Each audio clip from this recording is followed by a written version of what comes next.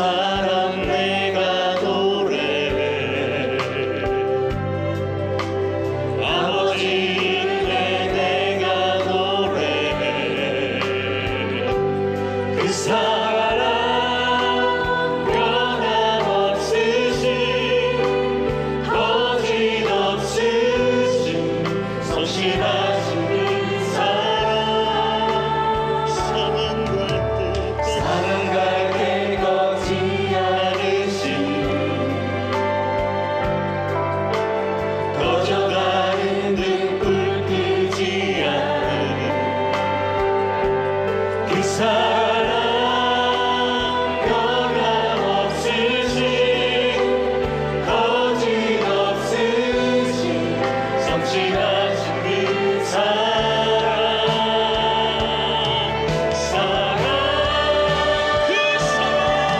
그 사랑 날 위해 죽으신 날 위해 다시 사신 예수 그리스도 다시 오실 그 사랑 죽음도 생명도 천사도 하늘의 어떤 권세도 그댈 수 없는 영원한 그 사랑 예수. 아버지 사랑 노래하느니라. 아버지 사랑 내가 노래해. 아버지 은혜 내가 노래해. 그 사랑 변함없으신 거짓없으신 성실하신 그 사랑 사랑 갈 때 꺾지 않으시니 꺼져가는 등불 끄지 않으니 그 사랑 변함없으신 거짓없으신 성실하신 그 사랑 사랑 그 사랑 날 위해 죽으신 날 위해 다시 사신 예수 그리스도 다시 오실 그 사랑 죽음도 생명도 천사도 하늘의 어떤 권세도 끊을 수 없는 영원한 그 사랑 예수. 그 사랑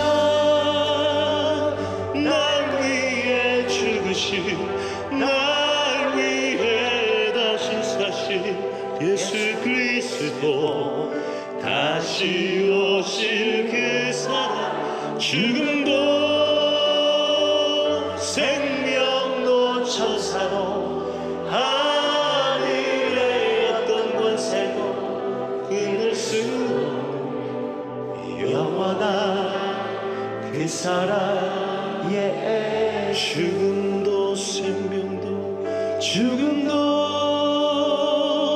생명도 천사도 하늘의 어떤 권세도 끊을 수 없는 영원한 그 사랑.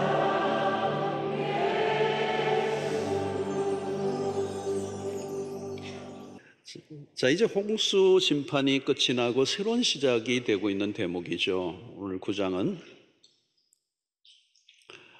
하나님께 제단을 쌓았던, 방주에서 나와서 제단을 쌓았던 노아가 맞이한 현실이 어떤가, 자, 그 출발점에서 우리가 말씀을 살펴보아야 합니다. 1절을 보면 하나님이 노아와 그 아들들에게 복을 주시며 그들에게 이르시되 생육하고 번성하여 땅에 충만하라. 자, 이 구절이 7절에도 또 한 번 더 반복됩니다. 너희는 생육하고 번성하여 땅에 가득하여 그 중에서 번성하라. 다 쓸어버리고 다 없어버린 상황 속에 이 제로 포인트에서 하나님이 지금 이 말씀을 하시는 겁니다. 자, 여기서 하나님이 노아와 그 아들에게 복을 주시며 1절에 이 복을 주시며 노아에게 하신 약속이죠. 자, 이 약속은 이 축복은 아담에게도 동일하게 주어졌습니다. 창세기 1장 22절을 보면 하나님이 그들에게 복을 주시며 이르시되 생육하고 번성하여 여러 바다물에 충만하라 새들도 땅에 번성하라 하시니라. 이 생육과 번성과 충만, 이게 아담에게 주셨던 약속이었죠. 그게 이루어졌습니다. 그런데 죄로 인하여 다 썰어버린 바 됐죠. 그리고 이제 노아의 가정을 통해 새로운 출발 지점에서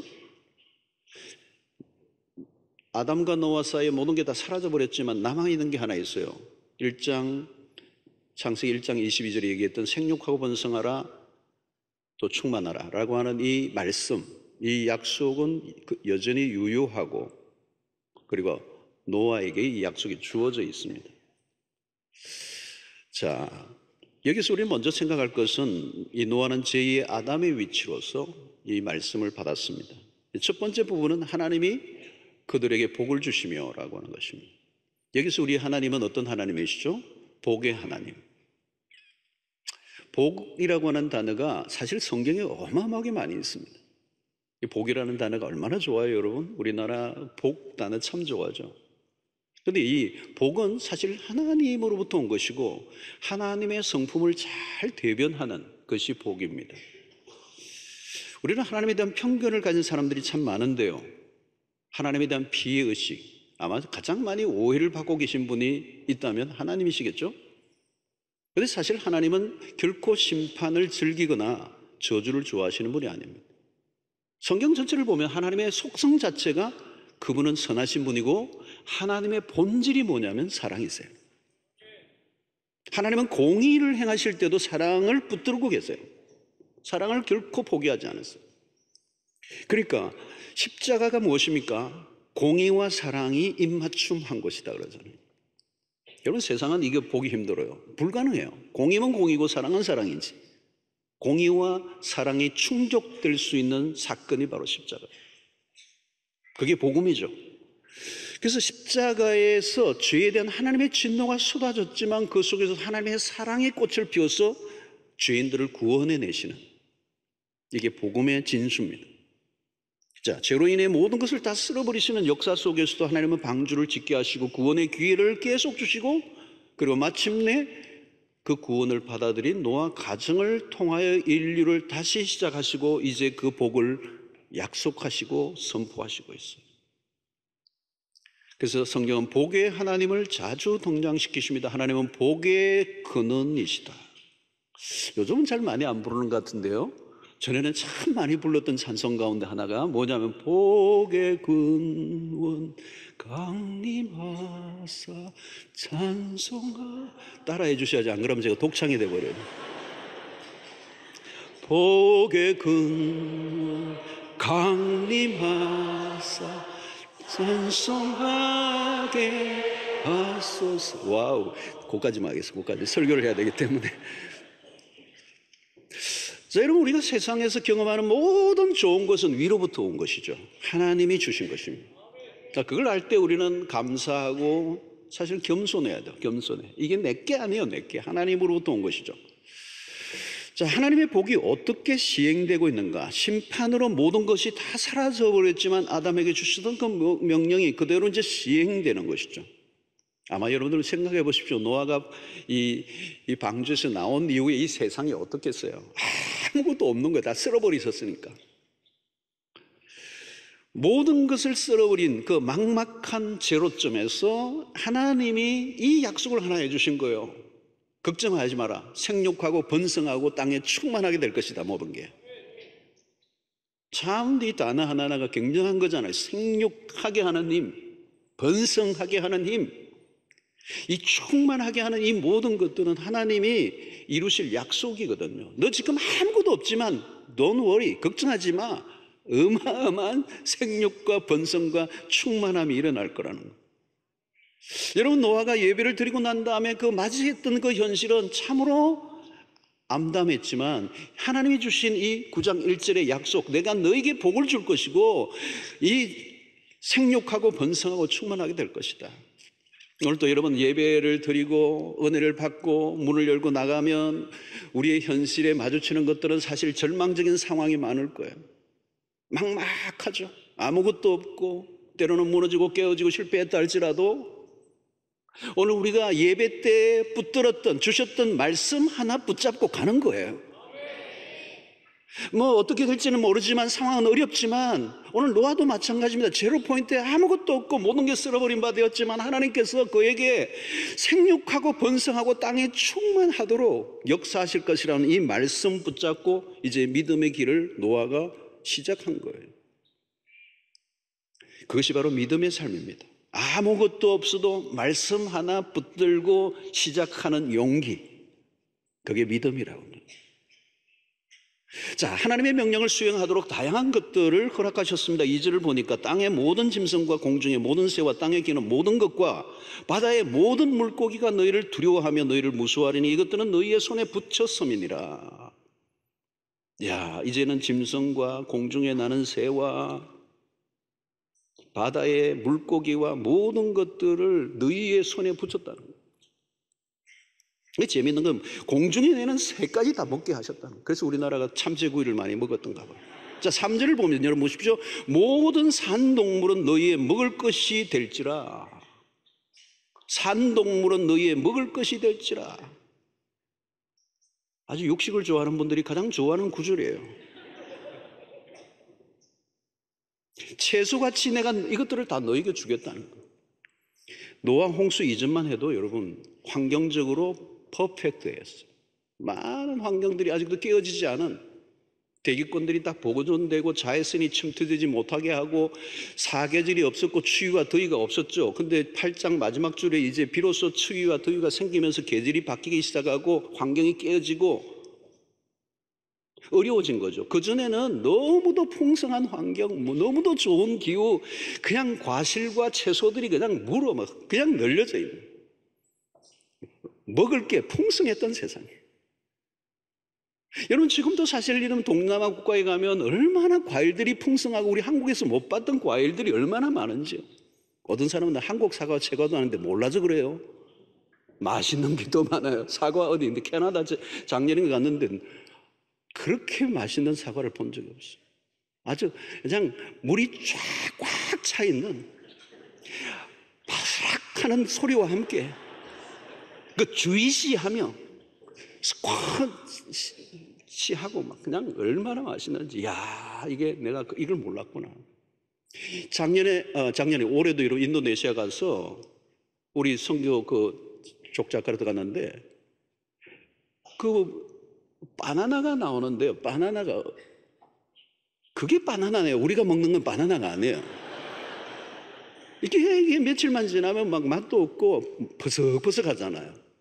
이야, 얼마나 그 바나나가 찰진지 몰라요. 그게 얼마나 과일들이 많고 먹을 게 그냥 풍성했어요. 여러분 이 노아 홍수 이전만 해도. 근데 홍수 이후에 여러분 이 모든 것들이 다 깨져 버렸어요. 이 기후가 다 달라져 버리고, 그러니까 땅이 척박해지고 홍수가 생기고 천재지변이 일어나고 어떻게 되죠? 이 먹거리에 문제가 생긴 거예요.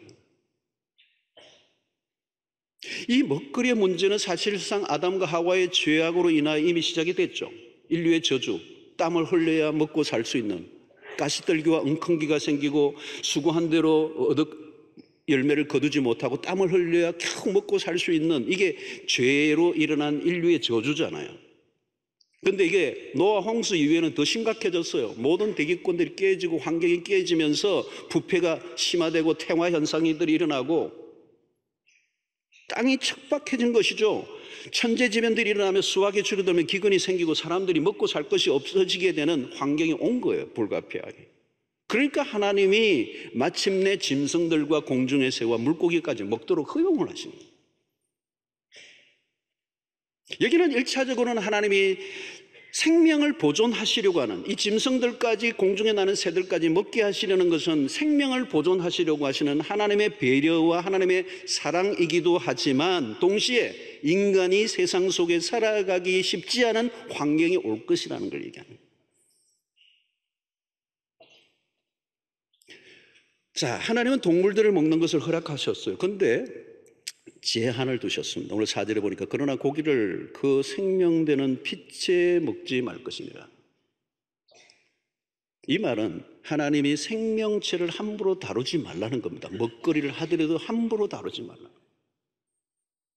하나님의 명령을 수행할 때 하나님의 의도를 잘 알고 수행해야 하는데, 하나님의 의도는 뭐냐면 아주 작은 미물이라 할지라도 생명을 가진 것은 귀중하다. 왜 피째 먹지 말라고 하셨느냐? 피는 곧 생명이라. 이게 나중에 레위기에서는 더 발전된 개념으로 소개되죠. 그리고 이 피채 먹지 말라는 말은, 피채 먹는다는 말은 뭘까요? 잔인성을 얘기하는 거예요. 하나님은 생명의 귀중함을 일깨워 주십니다. 짐승이라 할지라도 잔인하게 죽이는 것을 금지하셨습니다. 생명 존중심, 이게 모든 생명은 하나님으로부터 왔다. 우리 마음대로 할 수 있는 게 아니라는 거. 여러분, 중국에 비하면 우리가 좀 밀리는 것 같지만 우리나라도 먹는 것에 특별히 관심이 많은 나라입니다. 제가 호주에 살다 보니까요, 소주는 밋밋해요. 음식 종류가, 호주 음식이 뭐에 특징이 없어요. 그냥 간단해요. 준비하는 것도 간단하고. 근데 우리는 이 먹는 것에 굉장히 관심이 많아요. 그러다 보니까 이 먹는 것을 다양하게 이렇게 이제 만들려고 하기도 하고, 그러다 보니까 짐승들에 관해서도 우리나라 같은 데는 뭐 보신탕도 아직도 있잖아요. 잔인하게 죽이는 문화들도 있고요. 피째 먹지 말라는 것은 동물을 마구 대하지 말고 보호와 유지를 위한 노력을 하라는 겁니다. 동물의 생명을 보호하라고 하는 것 안에는 인간에 대한 배려가 포함되어 있습니다. 동물들을 마구 다루면 모든 것을 고스란히 그것이 어디로 돌아오는, 인간에게 돌아오는 거예요. 하나님이 세상의 질서를 만들어 놓으신 것이죠. 그 질서를 지키는 것은 결국은 우리 자신을 위해서 도움이 된다는 거예요. 자유의 남용으로 무분별하게 대하고 살육하면 모두가 다 같이 죽는 결과를 가져온다는 거예요.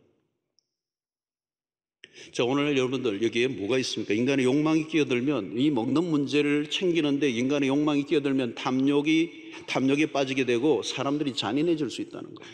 이런 사람들이요, 쉽게 잔인해집니다. 피채 먹는다는 거, 이 야만성을 얘기하는 거예요.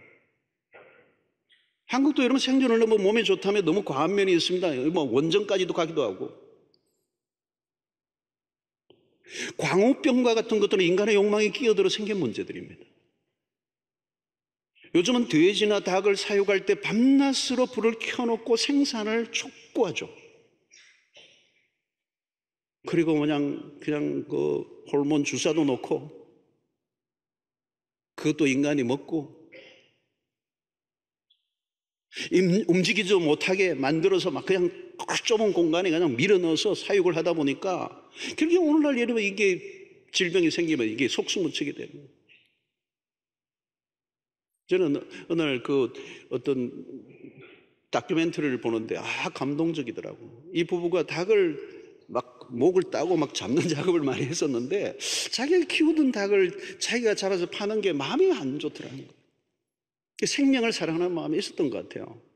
그래서 자기는 어떤 방식으로 해야 되지? 자기는 그것보다는 알을 낳고 기르는 걸 선택하는 게 좋겠다, 이 마음으로 바뀐 거예요. 죽이는 것보다는 닭을 잘 돌봐서 알을 낳게 하여서 양계장 쪽으로 바뀐 거예요. 근데 이번에 하는 게 뭐냐면 닭들을 얼마나 사랑하는지. 그래서 이 닭들에게 사료를 주는데도 사람이 먹어도 될 만큼 아주 구별했어요. 정말 그냥 아무 때나 주는 게 아니에요. 막 그냥 찌끄기 모아 주는 게 아니고 그냥 사람이 먹기도 아까울 정도로 그런 것들을 만들고 발효를 시키고 위해서 주는 거예요. 그리고 밤에도 불을 꺼서 잘 자게 해주고, 그리고 아침에 태양이 비쳐서 그냥 눈이 부실까봐 커튼을 다 쳐주고,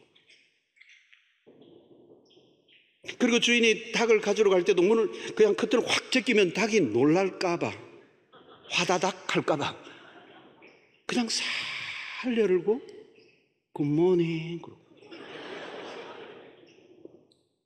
그런데요, 닭을 진짜 보여주는데 내가 감동받았어요. 닭이요, 너무 예쁜 거예요. 잘생겼어요. 그리고 아주 윤기가 잘 흘러요. 벼슬과 모든 게 윤기가 잘 흘러요. 그게 사랑받고 딱 그거예요, 그거. 얼마나 감동을 받았어요. 아, 이런 작은 인물도 사랑을 받으니까 이렇게 기름지고, 그리고 알을 낳는데 알이 그냥 알이 아니에요. 계란이 그냥 계란이 아니에요. 닭들이 스트레스를 받지 않고 배려를 해주니까 기품이 있어. 여러분, 이게 창조의 원리에 순종하는 모습이에요. 그게 결국 고스란히 누구에게? 인간에게 오는 겁니다. 인간의 탐욕은 대량 생산을 하게 하고 거기는 속도가 붙습니다. 생산성이 강조되면 폭력성이 따라옵니다. 결국 짐승을 학대하거나 귀중히 여기지 않는 사람의 인간성에 문제가 있어요. 작은 미물이라도 함부로 취급한다면 그런 죄의 잔인성이 언제 어디에서 누구에게도 표출될 수도 있다라고 하는 것입니다. 요즘 전염성 바이러스들이 동물들이 확산되면서 심각한 문제를 일으키고 있고요. 앞으로 이것이 오늘 우리의 지구의 인류의 어떤 먹거리의 재앙으로도 올 수 있는 위험성을 안고 있어요. 인간의 욕망이 문제입니다. 대량 생산하기 위한 편법들이죠. 동물들을 무참하게 학살하거나 멸절을 합니다. 결국 피해는 고스란히 인간에게로 돌아와요. 가끔 우리는 채식인가 육식인가, 어느 것이 더 성경적인 것인가를 논쟁하는 경우가 있습니다. 중요한 것은 무엇을 먹느냐보다 어떤 태도를 가지고 먹느냐예요. 또 무엇을 먹을까 마실까 입을까 염려하지 말라고 하신 주님의 말씀의 의도는 뭘까요? 먹는 것이 중요하긴 하지만 그 먹는 것이 우리의 삶의 핵심적인 주제가 되어서는 안 된다는 거예요. 만약에 먹는 것이 우리의 삶의 핵심적인 주제가 된다면 그 먹는 문제로 우리는 사람과 싸우고 그리고 살육곡을 벌일 수 있는 거예요. 천박하고 잔인한 삶을 살아갈 수 있다는 거예요. 그 먹는 문제에서 훨씬 더 벗어나 너희는 먼저 그의 나라와 그의 의를 구하라는 거예요. 로마 교회 안에서도 이 먹는 문제로 다툼이 일어났습니다. 그때 바울이 했던 유명한 말씀이 로마서 14장 17절의 말씀이죠. 하나님의 나라는 먹는 것과 마시는 것이 아니요, 이 말은 우리의 삶의 가치와 목적은 훨씬 더 높은 것에 있다는 거죠. 오직 성령 안에서 의와 평강과 희락이라. 자, 오늘 5절을 보면 내가 반드시 너희의 피, 곧 너희의 생명의 피를 찾으리니 짐승이면 그 짐승에게서, 사람이나 사람의 형제면 그에게서 그의 생명을 찾으리라. 자, 여러분, 여기에서 생육하고 번성하라는 말씀의 실천 아닌데 특히 사람의 생명을 보호하려고 하는 의지가 강하게 드러나 있어요. 왜 사람에 대해서는 짐승보다 훨씬 더 엄격하게 다루고 있는가? 그 이유는 6절에 있습니다. 다른 사람의 피를 흘리면 그 사람의 피도 흘릴 것이니 이는 하나님이 자기 형상대로 사람을 지으셨음이니라. 하나님의 형상대로 지음받은 인간은 더더욱 함부로 대해서는 안 된다는 거예요. 비록 죄로 인하여 하나님의 형상이 깨어졌지만 하나님의 신성이 인간 안에는 있다는 겁니다. 그러므로 사람에 대한 우리의 기본적인 태도는 사람이라면 누구든지 그 사람이 아이든 어른이든 남자든 여자든 인종과 상관없이 그 사람이 배우든 배우지 못했든 가난한 사람이 부자든 상관없이 사람이라면 그 사람에 대한 우리의 태도는 존중심이에요. 왜? 그 안에 하나님의 형상이 새겨져 있기 때문에. 여러분, 하나님의 형상대로 지음받았다는 것에서 하나님의 인간의 가치를 얼마나 높이 올려놓으셨는가. 오늘 세상의 사람들이 얘기하는 인권과 비교가 안 돼요. 여러분, 생명의 주인은 하나님이십니다. 모든 생명은 하나님으로부터 왔습니다. 생명의 주권은 하나님에게서. 그런 면에서 내 몸의 생명도 내 생명도 내 것이 아니에요. 하나님이 주인이시고 내 마음대로 할 수가 없어요. 그리고 만약에 어떤 사람에게 상해를 입히거나 죽이면 그것은 그 사람에게 대한 것이 아닙니다. 하나님에 대한 반역이에요. 왜? 하나님의 형상대로 지음받은 인간에 대한 행위이기 때문에 그를 상해했다면 하나님의 형상에 대한 공격이고 반역이라는 거예요. 여러분, 이것을 심각하게 받아들여야 돼요. 사람의 생명에 피해를 입히면 하나님이 그 대가를 물으시겠다는 이유는 그 사람 안에 있는 하나님의 형상이 있기 때문에. 여러분 옆에 있는 분들이 다 하나님의 형상대로 지음받은 하나님의 글작품들이잖아요. 성령에 대한 존엄함의 태도는, 생명에 대한 이 존엄함의 태도는 사실 어릴 때부터 잘 가르칠 필요가 있어요. 십계명에 살인하지 말라는 이 계명은 단순히 사람을 죽이지 말라는 법이 아니에요. 성경에서 말하는 하나님은 인간에 대한 가장 높은 가치를 강조하는 거예요. 본문에서 다른 사람의 피를 흘리면 그 사람의 피도 흘릴 것이라고 해서, 그렇다고 해서 개인적으로 보복하라는 얘기는 아니에요. 여기에서 이 말씀은 합법적 절차를 거쳐야 돼요. 그래서 여기에서 정부의 필요성이 생기죠. 그래서 하나님은 정부를 세우고 그 권력의 힘으로 질서를 가지도록 하셨어요. 인간의 본능이나 자기의 감정에만 맡겨두면 세상은 혼란 속에 빠질 것입니다. 아무튼 죄를 짓고 난 이후에 인간사는 먹고 사는 것조차도 힘들었습니다. 경쟁해야 되고. 문제는 인간의 죄성입니다. 그러나 너가 다른 사람의 피를 흘리게 되면 너도 피를 흘려야 된다는 말씀을 주셨지만, 인간의 역사를 보면 인간의 죄성은 이 말씀에 온전히 순종하지 못해요. 화가 나면 죽이고, 죽임을 당하는 살육곡이 벌어졌습니다. 나에게 먹을 것이 없으면 가만히 있는 것이 아니라 다른 사람의 것을 빼앗으려고 하고, 그 빼앗기지 않으려고 하면 죽여서라도 빼앗는 이 원리.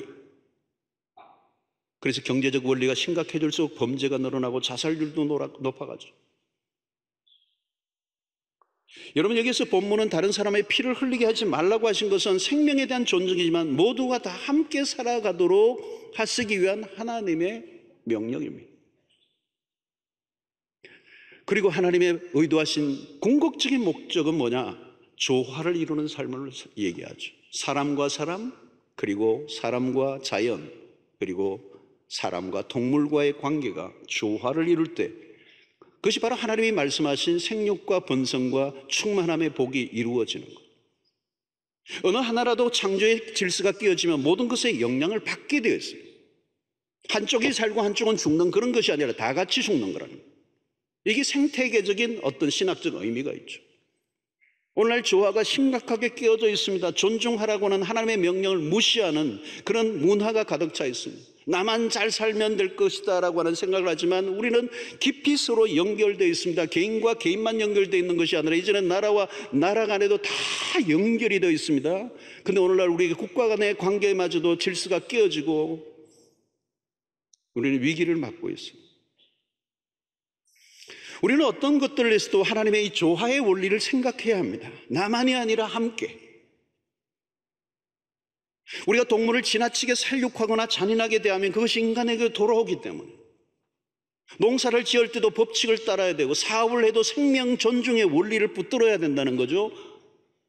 조화가 깨지면 결국은 그 조화가 깨짐 속에 무엇이 옵니까? 전쟁도 일어나기도 하고. 여러분, 먹거리가 점점 커지면서 이 문제가 생기면 이게 확장되면 나라가의 전쟁이 벌어져요.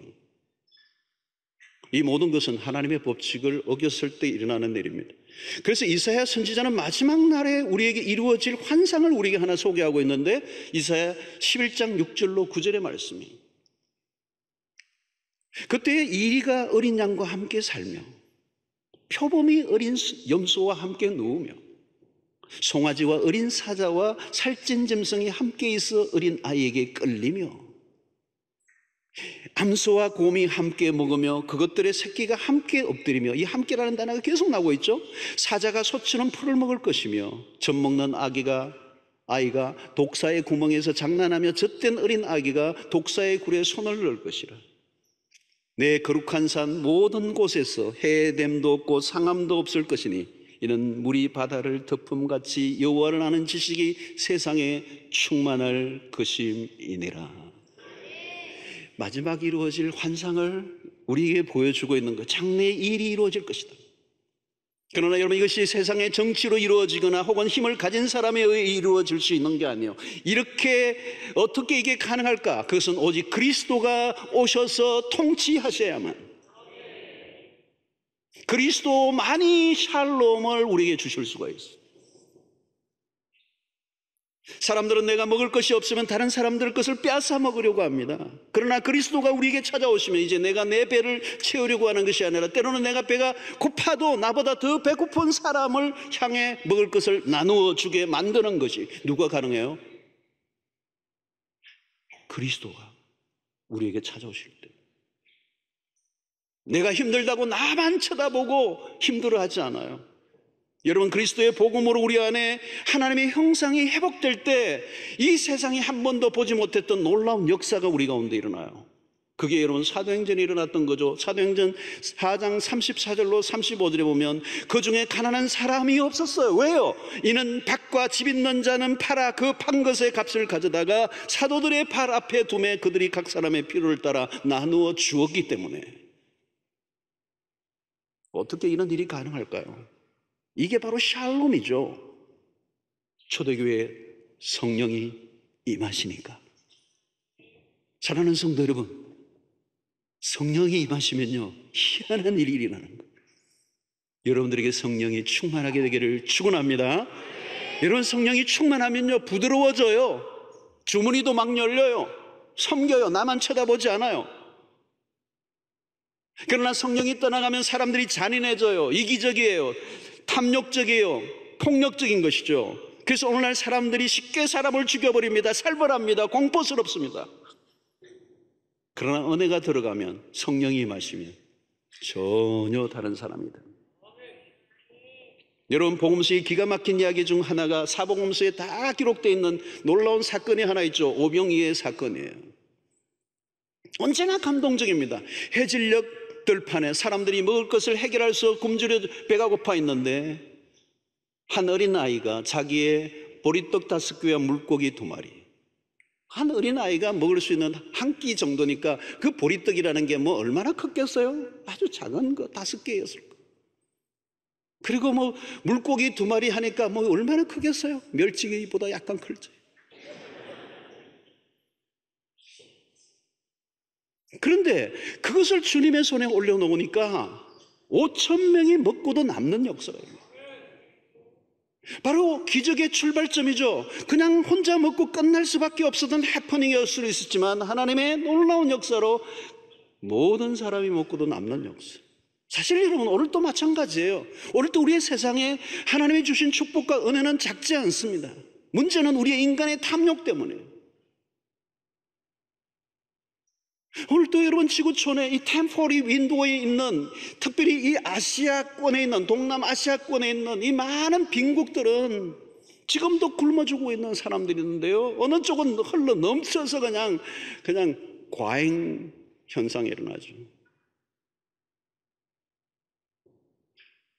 하나님이 지금 우리에게 주신 것은 너무도 많은 것들을 다 누릴 수 있어요. 여러분, 이 바닷가에 사는 사람들 보십시오. 얼마든지 잡고 잡아도 또 나오고 또 나오고, 하나님의 법칙을 따라 살고 법칙을 따라 농사하고 업을 하고 그러면 문제가 없어요. 괜히 욕심을 부리고 씨를 말리고 때로는 창조의 원리를 거스르고. 여러분, 이 성경을 보면 안식년 제도, 희년의 제도, 이런 것들은요 놀라운 것이에요. 그대로만 한다면 인류는 너무 풍성할 수 있어요. 근데 쉬지 않고 그냥 밭도 그냥 계속 돌리고 하니까 그 밭이 황폐해져 버리고 나중에는 아무것도 나지 않는 사막이 되어버리고. 여러분, 세상의 질서가 깨어지고 사람들이 고통하는 이유는 무엇입니까? 죄성을 가진 인간의 한계입니다. 하나님의 형상이 깨어져 버린 것이죠. 여러분, 우리의 제도나 법을 바꾸면 더 나아질 것 같습니까? 그렇지 않아요. 법은 최소한의 질서를 유지하는 데 존재할 뿐, 하나님이 빠지면 아무것도 안 해요. 하나님이 빠지면 이웃 사랑이 불가능해요. 하나님의 형상이 우리 안에 회복되어져야 하나님의 사랑이 우리의 삶을 바꿔놓고 나보다 남을 더 낫게 여기는 이 문화, 그리고 함께 나누어 가지는 이런 삶을 살 때 생육하고 번성하고 땅에 충만한 이 하나님의 말씀이 우리의 삶을 통하여 이루어지게 되는 거예요. 저는 어린 아이를 임신한 이 임산부들을 보면요, 그거 얼마나 힘들어요. 아무거나 먹지도 않고 골라서 먹고, 그 아이를 가지기 전에는 내가 막 커피도 마시고 뭐 마음대로 했었는데 이제 아이를 가지니까 좋은 것만 먹고 예쁜 것만 먹고, 아이를 사랑하기 때문에 나쁜 환경을 의도적으로 피하고, 자칫하면 아이에게 좋지 않은 영향을 줄까 봐 아주 작은 것에도 신경을 쓰고 듣는 거 보는 거 다 그렇게 주의를 하고 배가 불러올 때 그 배를 만지면서 사랑의 언어를 속삭이며 사랑한다고 얘기해주고 마침내 그 한 생명의 귀중함에 대한 그 우러나오는 그 임산부의 그 사랑스러운 그 마음이 아름다운 생명을 하나 만들어내는, 태어나게 만드는 이 생명의 복을 누리는 거 아니겠어요? 저는 그 속에서 하나님의 마음을 보는 겁니다. 생육하고 번성하고 충만하라는 이 명령을 하신 마음이 그래요. 오늘 이 우주, 이 지구촌에 살아가고 있는 백성들을 하나님 생육하고 번성하고 충만하도록 하시기 위하여 하나님의 보호와 하나님의 섭리가 지금도 작동되고 있는 거예요.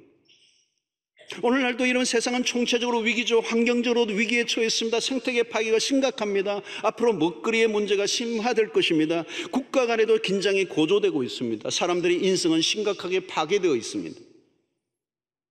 부모가 어린 자녀를 때려 죽이는 일들이 일어나고 또 자녀가 부모를 죽이는 일들이 일어나죠. 낙태를 공공연히하며 법제화시켜서 무서운 세상이 되고 있습니다.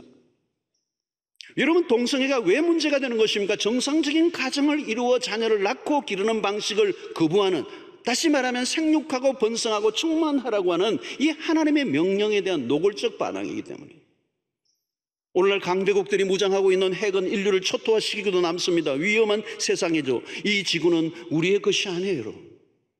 이 지구, 이 세상은, 이 지구는 우리가 발로 밟고 있는 우리의 땅들은 우리의 것이 아니라 하나님의 정원이에요.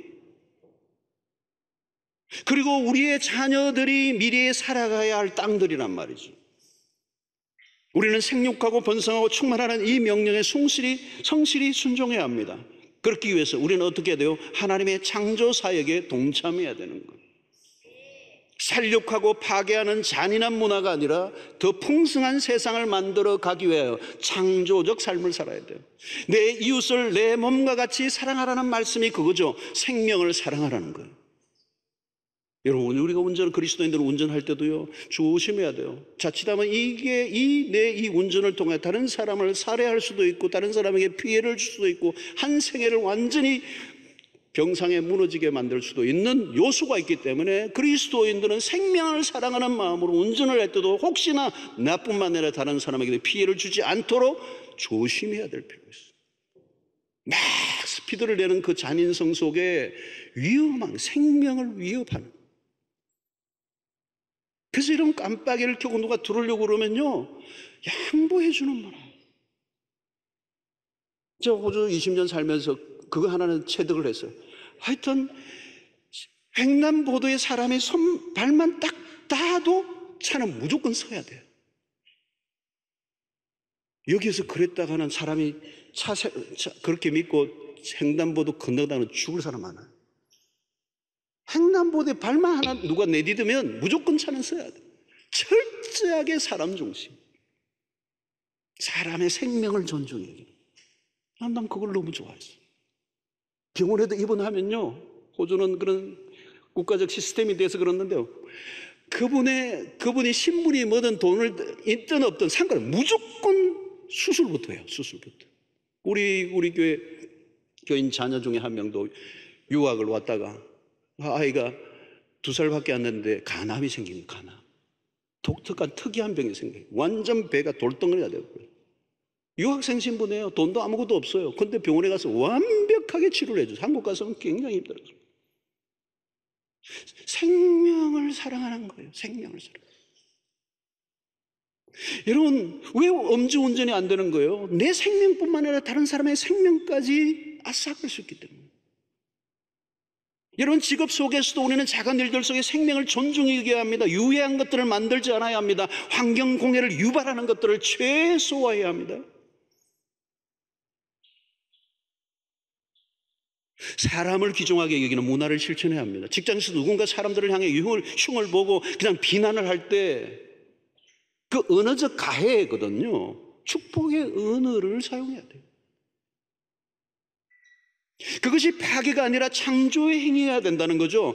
관점이 중요한 것입니다. 사람들을 바라보는 관점. 그것은 내가 바라보는 관점이 아니라 하나님이 인간을 바라보시는 관점으로 내가 그 사람들을 바라보는 거예요. 사랑하는 성도 여러분, 죄로 인하여 깨어진 세상에서 살아가는 것이란 쉽지 않습니다. 노아도 마찬가지예요.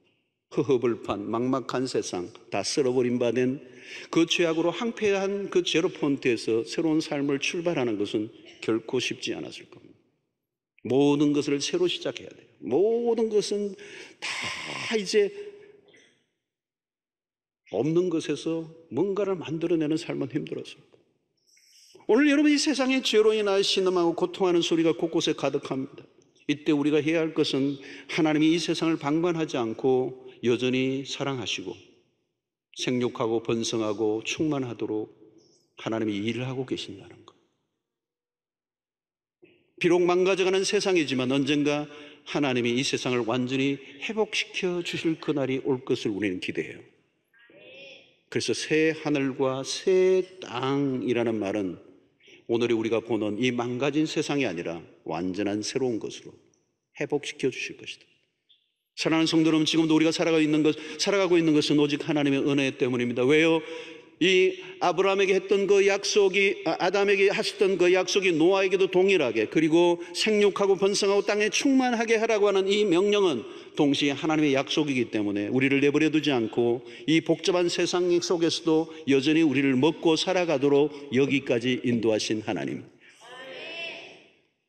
어떤 때는 우리의 삶이 쪼그러들고 망가져가는 같은 느낌을 들 때가 있습니다. 그러나 우리의 상황에 집중하기보다 하나님의 말씀에 귀를 기울이십시오. 하나님은 생육하고 번성하고 땅에 충만하는 이 말씀이 지금도 그대로 세상 속에 작동되고 있어 오늘 우리가 먹고 살아요. 우리는 그 연어의 산란기에 그 끝없는 여정을, 상류를 거슬러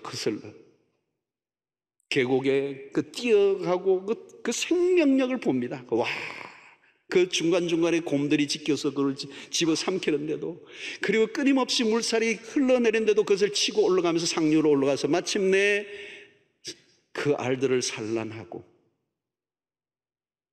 죽어가는 모습, 그리고 그 안에 수없는 그 알들을 통하여 어마어마한 연어들을 다시 일으키시는 그 생명력, 그래서 그것을 통하여 또 우리의 밥상에 연어 스테이크를 제공하시는 하나님.